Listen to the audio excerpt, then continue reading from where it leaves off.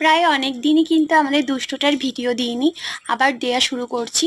কারণটা তোমাদের বলছি, এই যে দুষ্টু শুয়ে আছে দেখছো এত শান্তভাবে, ও কিন্তু এত শান্ত না। ওর একটা মানে ওর মধ্য দিয়ে একটা খুব বড় ফাড়া গেছে। তো মানে তোমাদের বলে বোঝাতে পারবো না সে কত বড় ফাড়া। তো সেই জন্য আমি ওর ভিডিও আমি কদিন দিইনি। তো এখনো খুব সুস্থ হয়ে গেছে, ভালো হয়ে গেছে, পুরো নর্মাল হয়ে গেছে।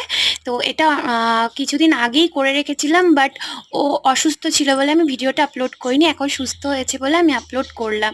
তো ও এত শান্ত থাকার কারণটা হচ্ছে তোমাদের শেয়ার করছি। তোমাদের দেখলেও যারা ডগ লাভার, যারা ভালোবাসো ডগিকে, তোমাদেরও খারাপ লাগবে।